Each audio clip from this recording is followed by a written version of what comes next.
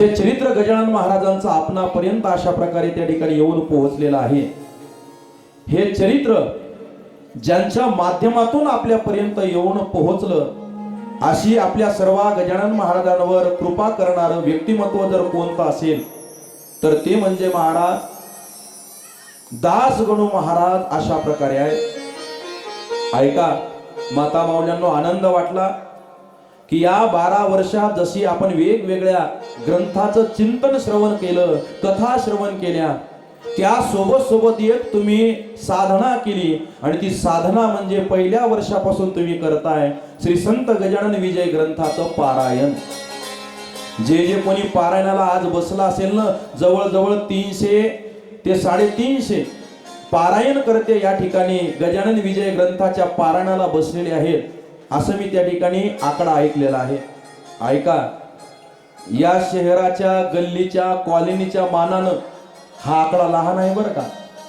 ऐका ऐका, मी बोलतो कशा करताना ऐका का, कारण गजानन महाराजांच्या ग्रंथाचं पारायण करणं हेही सुद्धा तितक्याच मौलाचं आहे। बरेच जण मला विचारतात, जय महाराज का पारायण करावं, काय होते पारायण केल्यावर? एका वाक्यात उत्तर देतो, जो गजानन विजय ग्रंथाचं पारायण करतो तो एक दिवस नारायण झाल्याशिवाय राहत नाही। ही ताकद आहे महाराज गजानन विजय ग्रंथाच्या पारायणाची।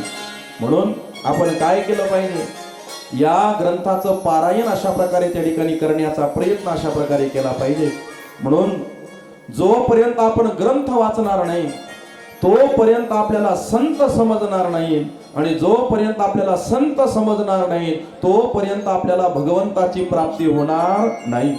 म्हणून त्याच्यासाठी ज्यांनी या ग्रंथाची उत्पत्ती केली, ऐका ऐका ऐका ऐका, अनेक ग्रंथ आहेत गजानन महाराजांच्या चरित्र कथेचे, पण संस्थांनी अधिकाररित्या ज्या ग्रंथाला मान्यता दिलेली आहे तो ग्रंथ म्हणजे महाराज गजानन विजय ग्रंथ आहे। काय विचार असतील दासगणू महाराजांचे, ग्रंथाला नावच काय दिलं बघा। जो या ग्रंथाचं श्रवण किंवा पारायण करतो त्याचा त्याच्या कामात विजय झाल्याशिवाय राहत नाही, म्हणून या ग्रंथाचं नावच दिलं गजानन विजय ग्रंथ। बघा, मी तर विनंती करेल प्रत्येकाला, आपल्याला एखाद्या महत्वाच्या कार्याचा जर प्रारंभ करायचा आहे ना, तर ते कार्य सुरू करण्याच्या अगोदर हातात गजानन विजय ग्रंथ घ्या। मनोभावे गजानन महाराजांना अंतःकरणातून आठवा, आणि महाराज जे 21 ग्रंथ आहेत त्या 21 ग्रंथाचं पारायण करा। सलग जर पारायण केलं तर 4.5 ते 5 तास लागतात। मग तुम्ही म्हणसाल महाराज आम्हाला कार्य महत्वाचं आहे, 5 तास बसणं होत नाही, फक्त शेवटचा कलश अध्याय 21वा वाचा, 21वा कलश अध्याय वाचा आणि तुमच्या कार्याला प्रारंभ करा। छातीला हात लावून सांगतो, त्या कार्यात तुम्हाला यश आल्याशिवाय राहणार नाही। ही ताकद गजानन विजय ग्रंथाची आहे। ऐका महाराज, प्रत्येक कार्यात यश येतं, आणि काय आहे की विशेष कृपेनं हे जे पशु पक्षी जनावर आहेत ना, यांचं माझ्यावर फार प्रेम आहे। मी माझं स्वतःचं उदाहरण सांगतो, या ग्रंथाची गजानन महाराजांच्या चरित्राची किती ताकद आहे। मी गेल्या 2 वर्षापासून गजानन महाराजांचं चरित्र कथा करतो। पहिली चरित्र कथा 4 दिवस गजानन महाराज मंदिर आयुड्युपी वाशिम येथच केली मी, बिना संगीताची, फक्त व्याख्यान रूपानं। पण आम्हाला गजानन महाराजांची ही चरित्र कथा होते, जसं भागवत, रामायण, शिवपुराणाची कथा आहे, तशी 7 दिवस आपण गजानन महाराजांची चरित्र कथा करू शकतो, हे मला लोकांना सांगायचं होतं। मग त्याच्यासाठी काय करावं लागेल, या कथेचं आयोजन करावं लागेल। म्हणून स्वखर्चानं मदत होईल तेवढी होईल, नाही तर स्वखर्चानं महाराजांची कथा करायची। या रूपानं आमच्या जिल्ह्यातला एक तालुका रिसोड, तिथे सिव्हिल लाईन मध्ये एक गजानन महाराजांचं मंदिर आहे, तिथं आम्ही कथा करायचं प्रारंभ अशा प्रकारे केलं, नियोजन केलं। गुरुवारी शेवट यावा, 7 दिवसाची कथा म्हणून प्रारंभ झाली शुक्रवारी, दुसरा दिवस आला शनिवार। आम्हाला करायचं काय होतं की गजानन महाराजांची चरित्र कथा होती हे लोकांना सांगायचं होतं। पॉम्पलेट लावले आम्ही 20 गावात, त्याच्या पलीकडे आमची ताकद गेली नाही। पण दुसरा वार शनिवारचा 1 ते 4 दुपारी कथा होती, अर्धा तास कथा झाली, 1:30 वाजता अचानक त्या तेवढ्या भव्य मंडपामध्ये महिला मंडळीच्या बाजूने एक वानर ज्याला आपण मारुती रायाचं रूप समजतो ते कथेच्या मंडपात आलं. नुसतं कथेच्या मंडपात नाही आलं, व्यासपीठावर आलं. गजानन महाराजांच्या प्रतिमेचं दर्शन घेतलं, तिथलं चिकूचं फळ खाल्लं आणि तिथं बसून कथा श्रवण केली. तो व्हिडिओ सगळ्या महाराष्ट्रात व्हायरल झाला. आणि गजानन महाराजांनी महाराजांची कथा होते जे आम्हाला आमचं कार्य करायचं होतं ना, ते गजानन महाराजांनी मारुती रायाला वानराच्या रूपामध्ये पाठवलं आणि या कथेचा प्रचार प्रसार सगळ्या महाराष्ट्रात करून दिला. महाराज ऐका, मला वैयक्तिक अनुभव आहे. महाराजांचं कोणतंही कार्य फक्त इमानदारीनं तुम्ही मनातून करा, कशाचीच कमतरता महाराज पडू देत नाहीत. कशाचीच नाही, कशाचीच नाही. आजही व्हिडिओ महाराज एबीपी माझा, न्यूज 18 लोकमत टीव्ही चॅनलला, फेसबुक, व्हॉट्सअप आताही माझ्या जवळ आहे. तो व्हिडिओ तुम्हाला जर बघायचा असेल तर आपण पाठवून देऊ. म्हणून ऐका, मी बोलतो कशा करताना, महाराजांचं कार्य करत असताना कशाचीच कमतरता पडत नाही. फक्त मनात इच्छा पाहिजे. हीच इच्छा दासगणू महाराजांच्या मनात होती. ऐका, शेगावचं मंडळ गेलं खरं दासगणू महाराजांकडे. रामचंद्र पाटील आदी करून मंडळी गेली दासगणू महाराजांकडे. पण तुम्हाला मी माहिती सांगतो नवीन, शेगावची मंडळी दासगणू महाराजांकडे जाण्याच्या अगोदरच दासगणू महाराजांची इच्छा होती की गजानन महाराजांचं चरित्र मी लिहिलं पाहिजे. पण खरं सांगू का, आज आपण दासगणू महाराजांना संत म्हणतो, पण जन्मता दासगणू महाराज काही संत नव्हते, संत नव्हते. रत्ना ऐका ऐका ऐका, कोकणातलं त्यांचं मूळ अशा प्रकारे महाराज त्या ठिकाणी घराणं, पण ते मूळ घराणं अशा प्रकारे नगर जिल्ह्यामध्ये येऊन स्थायिक झालं. आणि आधुनिक काळाची महिपती म्हणून ज्यांची ओळख आहे असे आमचे महाराज त्या ठिकाणी दासगणू महाराज या अहमदनगर जिल्ह्यामध्ये अक्कोळनेर नावाचे एक गाव आहे. अक्कोळनेर, या अक्कोळनेर गावामध्ये ब्राह्मण कुटुंबामध्ये आमच्या दासगणू महाराजांचा अशा प्रकारे महाराज त्या ठिकाणी जन्म झालेला आहे. ऐका, महाराजांचा जन्म झाला सूर्योदयाला म्हणून त्यांचं नाव ठेवलं नारायण. पण जेव्हा त्यांना आपल्या घरी आणलं मामाच्या घरून, तेव्हा त्यांच्या आजोबांनी त्यांच्या हातामध्ये त्यांना घेतलं. त्यांचं नाव होतं महाराज एकनाथ. त्या एकनाथ नावाच्या त्यांच्या आजोबांनी त्यांना आपल्या जवळ अशा प्रकारे घेतलं आणि सांगितलं, याचं नाव नारायण ठेवलं का? अरे याचं नाव नारायण शोभत नाही का? काय महाराज किमया असेल गणपती बाप्पाची. आपण ज्या सुंदर गणपती समोर अशा प्रकारे ही कथा करतोय, ऐका, ही त्यांचीच महती आहे. का? कारण आमच्या दासगणू महाराजांचे कान आणि पोट हे गणपती बाप्पा सारखं होतं. मग आजोबा म्हणले, अरे हे तर गणपती आहे, बघा याचं पोट, बघा याचं कान, याचं नाव नारायण नाही सोबत, याचं नाव गणपती शोभते. म्हणून दासगणू महाराजांचं नाव ठेवलं गणेश. गणेश दत्तात्रय सहस्त्रबुद्धे असं महाराज दासगणू महाराजांचं पूर्ण नाव होतं. 14व्या वर्षी उपनयन संस्कार झाला. 4थ्या वर्गापर्यंत त्यांनी शिक्षण घेतलं. त्या काळी महाराज ते शिक्षण म्हणजे सुद्धा फार वाटायचं. त्यांना आवड निर्माण झाली कलेची. संत नव्हते त्या अगोदर, कलेची आवड निर्माण झाली. त्या काळी महाराज वेगवेगळे अशा प्रकारे तमाशाचे, कलाकाराचे कार्यक्रम अशा प्रकारे गावोगावी चालायचे. कला संच असायचे तमाशाचे. तर त्या तमाशामध्ये म्हटल्या जाणाऱ्या गाण्याची रचना दासगणू महाराज करू लागले. नवे नवे त्याच तमाशात जाऊन जे नाटकामध्ये पात्र करतात ते पात्र सुद्धा करू लागले. हुबेहूब महिलेचं पात्र करायचे दासगणू महाराज, हुबेहूब. ही आवड अशा प्रकारे त्यांना अशा प्रकारे महाराज निर्माण झाली. 23व्या वर्षी आमच्या दासगणू महाराजांचा विवाह झाला. त्यांच्या पत्नीचं नाव होतं महाराज सरस्वती. नारायण रानडे यांची ती मुलगी होती. अशा प्रकारे त्यांचा विवाह झाला. पण काय झालं, आता कुटुंब म्हणलं की वाद विवाद जरासं चालतातच. त्यांच्या काकू सोबत दासगणू महाराजांचा काहीतरी वाद झाला. असं म्हणतात काकून त्यांच्यावर चोरीचा आरोप टाकला. मग त्यांना तो सहन झाला नाही, म्हणून घराचा त्याग केला दासगणू महाराजांनी. आपल्या पत्नी समवेत नगरलाच आपल्या एका मित्राकडे काही दिवस अशा प्रकारे त्या ठिकाणी राहिले. आणि त्याच्यानंतर मिस्टर कॅनडी नावाचे एक SP होते पोलीस खात्यातले. त्यांची भेट झाली दासगणू महाराजांसोबत. दासगणू महाराज धष्टपुष्ट होते, 4थ्या वर्गापर्यंत शिकलेले होते. बऱ्याचशा भाषा त्यांना अवगत होत्या, कला त्यांच्या जवळ होती. म्हणून महाराज त्यांना हवालदार पदाची नोकरी त्या ठिकाणी दिली. जवळजवळ 9 रुपये महिना होता त्या काळी त्यांना. नोकरी अशा प्रकारे त्या ठिकाणी करू लागले. एक कलेक्टर, DY कलेक्टर होते, त्यांचं नाव होतं नानासाहेब चांदोलकर, समकालीन साईबाबा.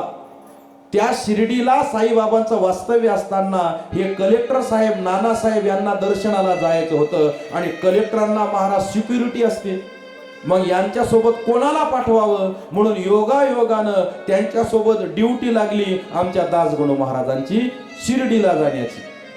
त्यांना काही आवड नव्हती तशी मनातून शिर्डीला जावं आणि साईबाबांचं दर्शन घ्यावं म्हणून, नाही, आवड नव्हती, पण ड्युटी लागली म्हणून गेले.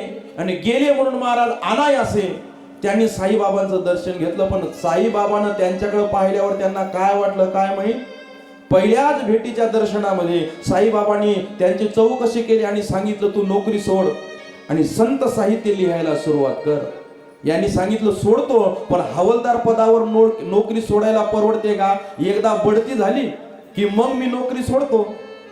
आणि साईबाबांच्या कृपेनं महाराज त्यांची लवकरच बढती झाली, पोलीस झाले ते.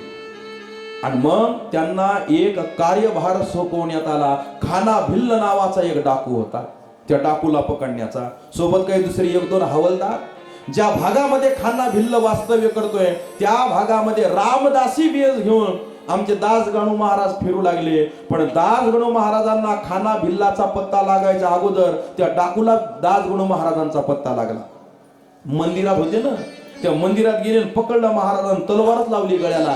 मला पकडायला आला का, मारून टाकतो, कसा पकडतो ते बघतो. बस कळालं महाराज दासगणू महाराजांना. साईबाबा म्हणले होते नोकरी सोड, मी सोडली नाही, सोडली असती तर हे जीवावर माझ्या आतापर्यंत ह्या सगळ्या घटना बेतल्या नसत्या. काय करावं काय करावं मनोमन साईबाबांच्या चरणी लीन झाले. बाबा याच्यातून एकदा वाचवा, तुम्ही म्हणसाल तसं मी ऐकायला तयार आहे. असं म्हणून महाराज काय खरंच घटना घडली काय माहित, त्या खाना भिल्ल डाकून जो त्यांना मारायला अशा प्रकारे उठला होता सोडून दिलं. असं रामदासी वेश, संत वेश, ब्राह्मण वेश असल्यामुळे त्याच्या अंतकरणात परिवर्तन झालं असेल, सोडून गेलं. आणि मग महाराज दासगणू महाराजांना कळालं की साईबाबांचं बोलणं आपण त्या ठिकाणी मान्य करायला पाहिजे होतं. मग नोकरीचा त्याग केला आणि साईबाबांच्या चरणी अशा प्रकारे लीन झाले. मग साईबाबांनी महाराज त्यांना सांगितलं की तू एवढं चांगलं काव्य लिहितोस, मग काय कर, या महाराष्ट्रात या देशात जे संत जन्माला आले त्यांचं चरित्र सगळ्यांना कळालं पाहिजे, अशा सोप्या भाषेमध्ये त्यांचं चरित्र अशा प्रकारे लिहायला प्रारंभ कर. म्हणून महाराज त्यांनी चरित्र लिहायला प्रारंभ केला. अकोला जिल्ह्यामध्ये अकोट नावाचं गाव आहे, त्या अकोटमध्ये एक संत होते, त्यांचं नाव होतं नरसिंह महाराज. त्या नरसिंह महाराजांचं चरित्र लिहायचं होतं म्हणून दासगणू महाराज अकोल्याला आले होते. तिथून टांग्यात बसून अकोटला जाता जाता एका जागी त्यांना गर्दी दिसली. कशाची गर्दी आहे म्हणून टांग्यावाल्याला विचारलं. मग टांग्यावाल्याने सांगितलं या शेगाव भागामध्ये एक संत आहेत, त्यांचं नाव आहे गजानन महाराज, ते इथं आले म्हणून त्यांच्या दर्शनासाठी ही सगळी काय जमलेली आहे, गर्दी जमलेली आहे. संत आहेत म्हणून दासगणू महाराजही उतरले. त्यांनी महाराजांचं दर्शन घेतलं आणि त्यांच्याकडे पाहिल्यावर त्यांना असं वाटलं की याही महात्म्याचं चरित्र जर मला लिहायला मिळालं तर किती चांगलं होईल. बघा, इच्छा केली त्यांनी आणि तीच इच्छा गजानन महाराजांनी त्यांच्याकडून कशी परिपूर्ण करून घेतली. बघा, वापस आले.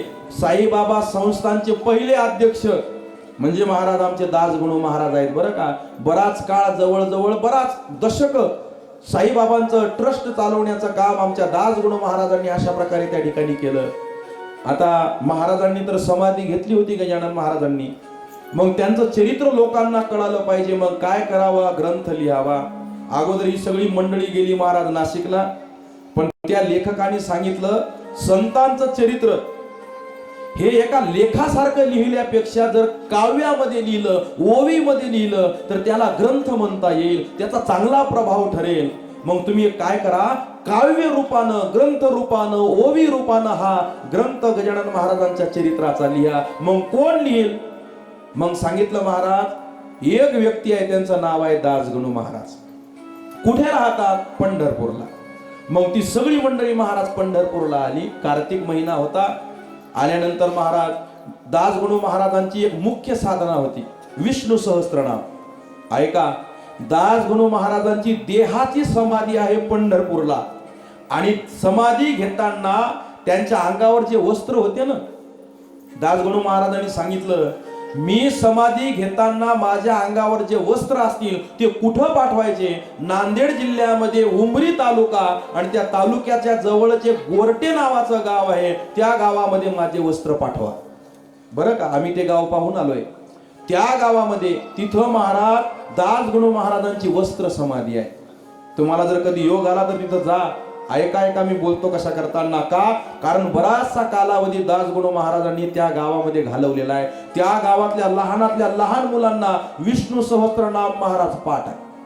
का? कारण दासगणू महाराजांची ती मुख्य साधना होती. मुख्य साधना, ती साधना संपली. पाटील मंडळी, शेगावचे इतर भक्त मंडळी आली, त्यांचं दर्शन अशा प्रकारे त्या ठिकाणी घेतलं आणि विनंती केली की आम्ही गजानन महाराजांचं चरित्र तुमच्याकडून लिहावं, ही अशा प्रकारे विनंती घेऊन आलो. त्यावेळेस महाराज डोळे डबडबले दासगणू महाराजांचे. काय लीला आहे गजानन महाराजांची. जी इच्छा मी केली होती तीच इच्छा माझ्यापर्यंत घेऊन ही मंडळी आलेली आहे. होकार दिला. पण डोळ्यांचं ऑपरेशन होतं महाराज दासगणू महाराजांच्या. सांगितलं पुण्याला माझ्या डोळ्याचं ऑपरेशन होणार आहे. ते ऑपरेशन झालं, शस्त्रक्रिया झाली की मी शेगावला येतो. एवढ्या दिवसानं काय करा, माझं ट्रेनचं तिकीट अशा प्रकारे बुक करून ठेवा. त्यांच्या समवेत एका दुसऱ्या व्यक्तीचं, दोघांचं महाराज काय केलं, तिकीट अशा प्रकारे त्या ठिकाणी बुक केलं. त्यांच्या समवेत आलेले जे व्यक्ती होते त्यांचं नाव होतं छगन काका 12%. ऐका, कुठले रहिवासी होते? ते गोरट्याचेच अशा प्रकारे महाराज त्या ठिकाणी रहिवासी होते. ऐका महाराज मी बोलतो कशा करताना, जरा कान उंच करून ऐकण्याचा प्रयत्न करा. आणि मग महाराज त्या ठिकाणी मानधन अशा प्रकारे त्या ठिकाणी विचारण्यात आलं दासगणू महाराजांना. त्यांनी सांगितलं हे काम माझ्याकडून होतंय, हेच मला त्या ठिकाणी मोठं आहे. तिकिटाऐवजी मला त्या ठिकाणी दुसरं काही नको. छगन काका सोबत दासगणू महाराज शेगावच्या रेल्वे स्टेशनला आले. तिथं महाराज त्यांच्या स्वागताची तयारी, दिंडी, पताका, हार, शाल, रथ सगळं अशा प्रकारे तयार करून ठेवलं होतं. पण दासगणू महाराज त्या रथात बसले नाही, तर गजानन महाराजांची प्रतिमा त्या रथामध्ये ठेवायला लावली आणि त्या रथाच्या मागे मागे मागे मागे मागे अशा प्रकारे ते चालू लागले. रथाच्या मागे चालू लागले. ऐका मी बोलतो कशा करताना, पहिल्या दिवशी महाराज ठरलं, ऐका, की गजानन विजय ग्रंथ लिहायचा आणि हा 21 अध्यायाचा करायचा. लिहिण्याच्या अगोदरच ठरवलं होतं आणि रोज एक अध्याय करायचा, म्हणजे 21 दिवसामध्ये हा ग्रंथ लिहून पूर्ण करायचा. जे दस्तावेज होते तिथं संस्थांमध्ये, ते सगळे दस्तावेज दिवाणजींनी दासगणू महाराजांना दिले.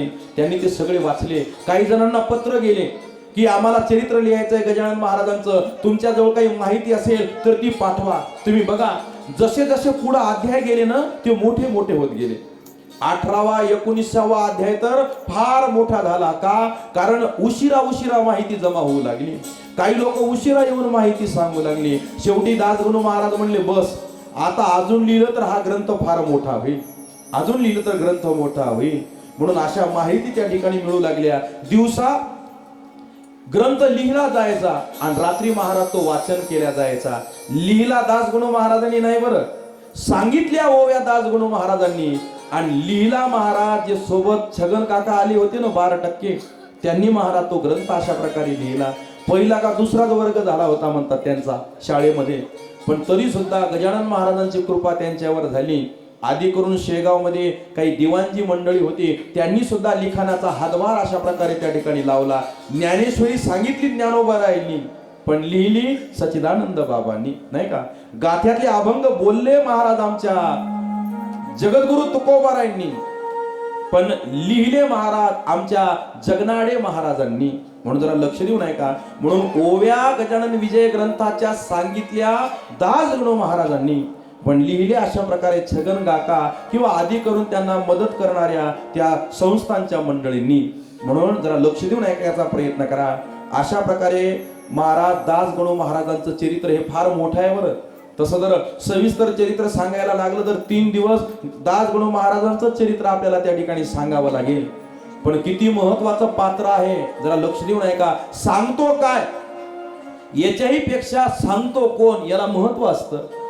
नाहीतर विषय आहे दारूमुक्त गाव झालं पाहिजे आणि भाषण कोण करतंय ज्याला जास्त झाली ते माईक कुठं आहेच त्याला कळत नाही. म्हणून हे गोष्टी फार महत्वाच्या असतात. म्हणून हा ग्रंथ कोण लिहिला त्या ग्रंथ रचनेकाची सुद्धा माहिती अशा प्रकारे आपल्यापर्यंत कळणं महाराज फार अशा प्रकारे त्या ठिकाणी महत्वाचं आहे. म्हणून दासगणू महाराजांचं चरित्र थोडक्यात अशा प्रकारे मी तुम्हाला त्या ठिकाणी सांगण्याचा प्रयत्न त्या ठिकाणी केलेला आहे. म्हणून गोड असं चरित्र अजून 2 दिवस 6 ते 7 घंट्यामध्ये आपल्याला ऐकण्याचा प्रयत्न करायचा आहे. आणि जितके जास्त अध्याय मला तुम्हाला सांगता येतील, आणि नुसतं चरित्र नाही माता माऊल्यांनो, तर भाव चरित्र त्या ठिकाणी आपल्याला ऐकायचं आहे. आणि उद्यापासून आपण पहिल्या अध्यायामध्ये प्रवेश करणार आहे. आणि पहिल्या अध्यायामध्येच गजानन महाराजांच्या प्रगट दिनाच्या उत्सवाची कथा आलेली आहे. आणि तो सोहळा आपल्याला उद्या कथेत ही कथा येत असल्यामुळे तो सोहळा उद्या साजरा करायचा आहे. नंतर तिथीच्या नुसार तारखेच्या नुसार आपण करूच. शेवटच्या दिवशी काल्याचं कीर्तन आहे, महाप्रसाद आहे, प्रगट दिनाच्या निमित्तानं तेव्हा करूच. पण उद्या आपल्या कथेत अनुक्रमणिकेनुसार गजानन महाराजांच्या प्रगटाची कथा येणार आहे. म्हणून उद्या आपल्याला हा उत्सव साजरा करायचा आहे. मग त्याच्यासाठी काय करायचंय? सगळ्यात पहिलं वाक्य, सगळ्यात पहिली सूचना, सगळ्या महिला मंडळींनी उद्या पीत वस्त्र